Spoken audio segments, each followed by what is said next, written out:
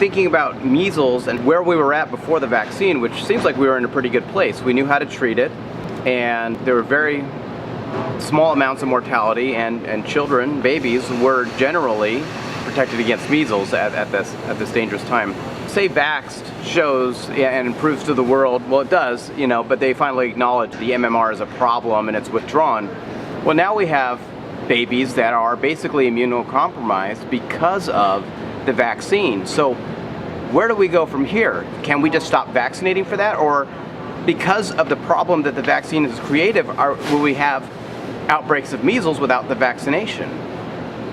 Okay, as a general principle, when you interfere with nature, nature will exact a huge price from you. There's a great line in Jurassic Park, the original Jurassic Park, when who was that wonderful guy who played the chaos theory mathematician? Jeff Goldblum. Jeff Goldblum, okay, so he goes in there as this boff into the lab, and one of the early scenes, the Oriental scientist in his white coat, he's looking at these dinosaurs hatched from eggs, and he looks at it and he says it's a velociraptor.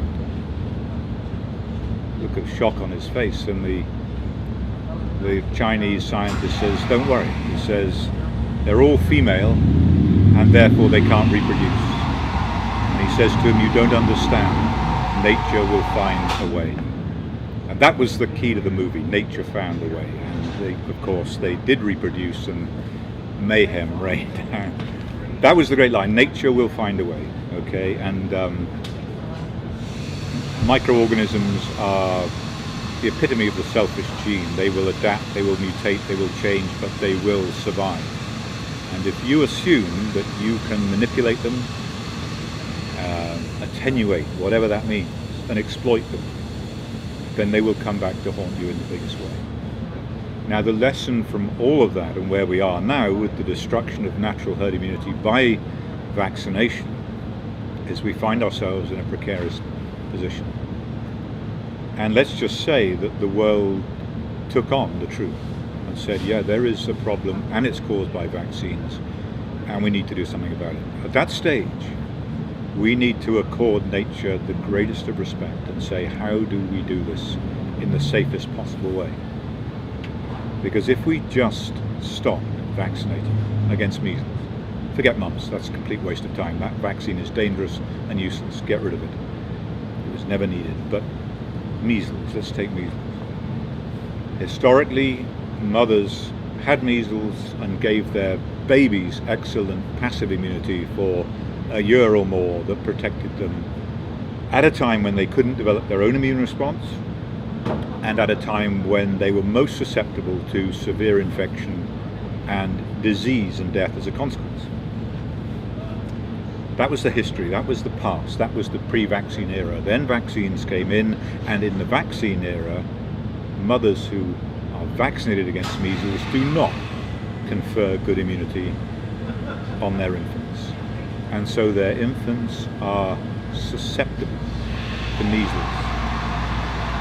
And that is because the very process of vaccination has destroyed natural herd immunity. It was an unexpected and unintended consequence.